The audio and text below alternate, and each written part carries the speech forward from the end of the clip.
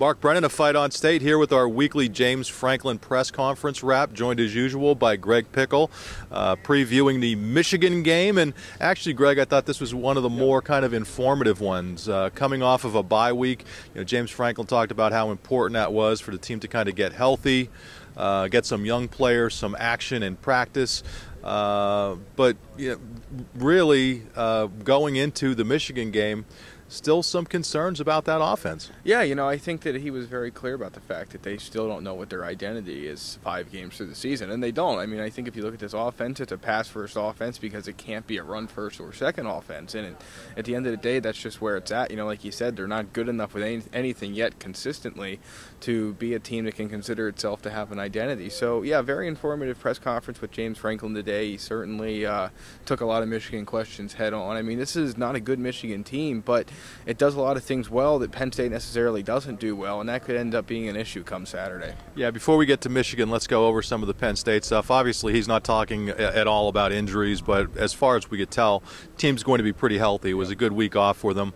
Christian Hackenberg, you talked about how important it was having the off week for a guy like that who's been beaten up a little bit, and also to kind of take a step back and watch. He said he wanted Hackenberg to watch film not just of the upcoming opponent but of himself in previous games, and that was kind of understated there, but I think that's really important because I think when people talk about the offensive line, listen, the offensive line is what it is, right. And James Franklin basically said that's only going to get better through experience. Yeah. But a guy like Hackenberg, I think, could help them out by making some better decisions at the line, by getting rid of the ball quickly. I think that's some of the things that they were probably looking at Christian to do. Yeah, I think they were. That's one of the things, or a couple of the things that they had to be looking at him to do. I mean, I think more than anything, and he said it wasn't just Christian Hackenberg that was watching game tape of previous games. He said everybody did that, but for Hackenberg, I think there's a lot of things that he's done well, and there's a lot of things that I think are going to be or have been very clear to him on tape that he can do better. Checks at the line, trying to perhaps force a ball that when he sees it on tape from the end zone view, he has to be aware of the fact that it almost had no chance of being anything but an interception or an incompletion. And those things are important, especially when you're getting ready to go on the road to an environment where assuming the crowd is what a Michigan crowd generally is, which I guess there's questions about that. I sort of doubt that's how it ends up playing out. But, that you need to make sure all those things are in tune because there's going to be a lot of distractions and other things to try and take you out of the focus that you may have built over that week in the film room without a game. So, yeah, I mean, I think that was understated as well. There's no doubt about it. You have to imagine that the offense, despite the struggles of the line and the running game, is probably going into this game with some confidence, seeing what Rutgers was able to do. Nova passing for 8,000 yards.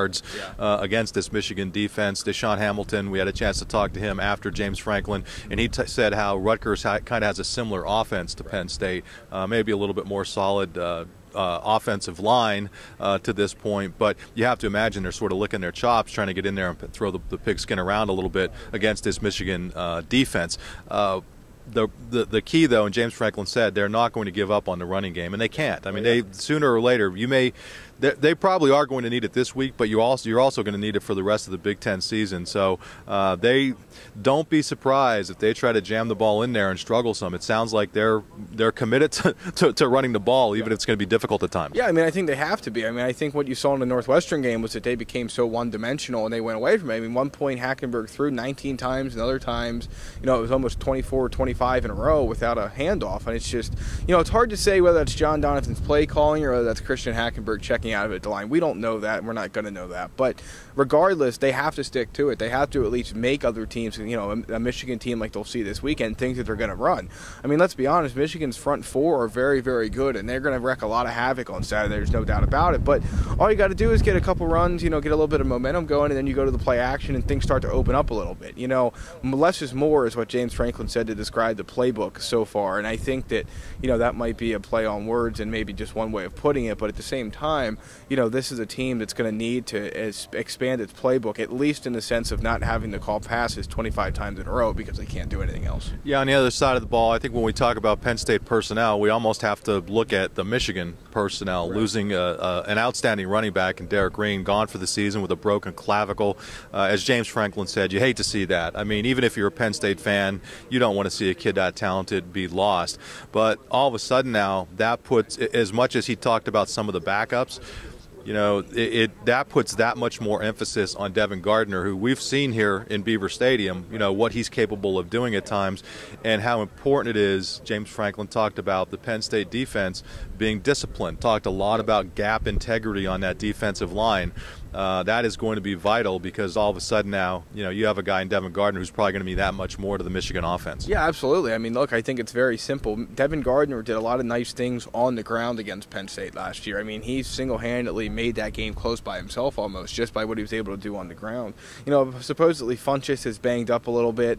We'll see how he is going into the game. Smith, the running back, is going to replace Green. He left the Rutgers game early. It's supposedly a minor injury, so, Michigan might be nicked up a little bit as well, but Penn State's going to have to find a way to account for Gardner. And listening to James Franklin, he basically went back to the basics. Stay in your rush lanes, make sure the ends contain the edge, and sort of just hope for the best. But I think that, Michigan will have success offensively this weekend with Gardner and his feet. I don't think there's any doubt about it. Other quarterbacks and teams have, and no one has been good as Gardner is in terms of getting out in the run and going.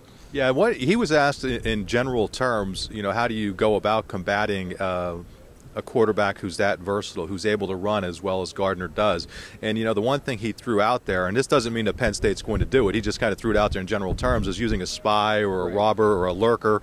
But the key thing he said is that, it's great to have somebody who is kind of following the quarterback around, but he's got to be athletic enough to be able to get after him. And as you look at that Penn State defense, I wonder if they're going that route, would they go with a Mike Hull, who I think is, he's athletic enough, or would maybe they go with a guy like Jordan Lucas or Adrian Amos, a DB? These are some of the questions that are going to be facing them. Yeah, I mean, a guy like Grant Haley, that's why him, Marcus Allen, these young guys, it was so important to get them reps for a game like this, because if you can bring Lucas Ramos over or down and use him as a spy, and again, we don't know if Penn State will do this, but if they do, you now have guys like Grant Haley and Marcus Allen that have gotten experience reps, and if Penn State needs to do that for a series or a drive, depending on where they're out in the field, they're going to be able to do that because those guys got experience previously. So, it's a big deal. How they combat Devin Gardner may ultimately be, the deciding factor in this game. Yeah, special teams, Penn State obviously has had some issues. I was kind of surprised James Franklin talked about the offense, the defense kind of being ahead of the Penn State defense being ahead of other areas. He said the offense and special teams are both lagging. I mean, that's a pretty strong term. But you're looking at a Penn State, special teams that have given up 2 blocked field goals. Now, Sam Ficken took the blame for one of them, has had a punt blocked and has had a couple other punts kind of pressured, that maybe should have been blocked. And he talked about how they really used the off week to sort of tighten those things up. Well, they had to. I mean, even when the punts weren't getting blocked, they weren't getting a whole lot on them. That's why they went to Pasquarella in the Northwestern game for a little bit, and that really helped a little bit. But, it remains an issue. Kickoffs remain an issue. They're not getting a whole lot of touchbacks and depth on those. Teams are being able to get returns on those. Punt coverage isn't bad, but, it's not, they're not necessarily getting the distance and the placement on those punts that they need. And then, you talk about the kick return and the punt return, and there's not really been, Grant Haley's been electric on a few returns, but, there's just not, you're not getting a ton consistently there, and punt returns are a lot of fair catches just based on where they're at right now. And I think that, a lot of times people look at this punt return situation and say, well, there must be someone better, there must be, another guy that can go out there. Well, right now, I mean, I just don't think there's enough guys to catch the ball. I mean, we see that sometimes at these practices on Wednesday, guys drop punts. I mean, it's just, it's where they're at. You can't put a guy out there that's going to drop a punt, because the only thing that's worse than a fair catch on a returnable punt is a fumble on a returnable punt. Yeah, Jesse Della Valle actually had a nice punt return against Northwestern, but that's one out of a lot. And I want to go back, the Aussie kicker, I think you meant the UMass game, because he struggled against Northwestern. He had the bad one, but he actually came in and did some good things against UMass. But I thought it was interesting, and I think, we're kind of under limitations about what we could talk about from practice, but since there are photos and stuff out there, last week they actually had Deshaun Hamilton and Bill Belton back there. Now, does that mean that they're going to be the guys for the game this week? I don't know. But sooner or later, you think they have to get some more athleticism there. And the other thing is, I think they have to get more aggressive. This is my opinion. James Franklin didn't say this. I think they have to get more aggressive in going after field goals and going after blocking punts. Other than that, I think we basically covered most of it. One of the interesting things at the end of the press conference, James Franklin was asked about guys who are committed going to visit other schools. And I thought he had an interesting comment saying, when they want a kid to commit, they tell him, make sure you're solid.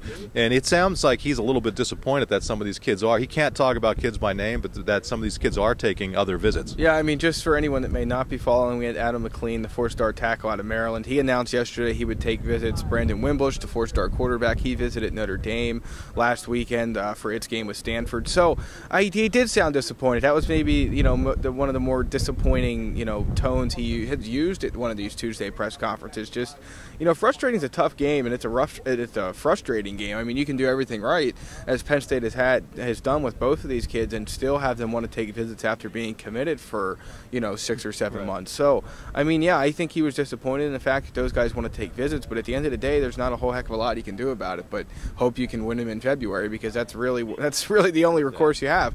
But yeah, you could definitely sense the disappointment in Franklin's voice in terms of taking those visits. Yeah, having said that, as he mentioned, they're 17 and 18-year-old guys, so there's an element of that when you're dealing with kids that they're going through this process for the first time, and you have to expect some waffling along the way. And the last thing, he talked about the helicopter last week and how important that was.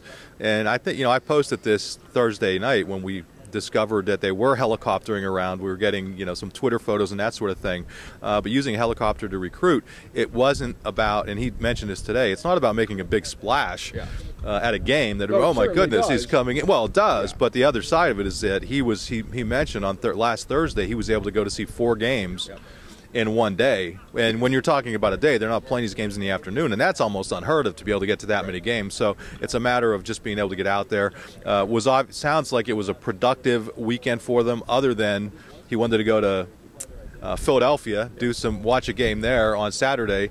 Game time was changed, wasn't able to do that, so he got to come home. And what did he do? Yeah, he just hung out and watched football in his newly finished basement. So it sounds like the Franklin household is finally coming together. There you go. It's the James Franklin Man Cave. So with that, we will wrap up this week's version of the James Franklin press conference wrap. We will talk to you next week after the Michigan game. I'm Mark Brennan, Greg Pickel, Fight on State. You know where to find us. See ya.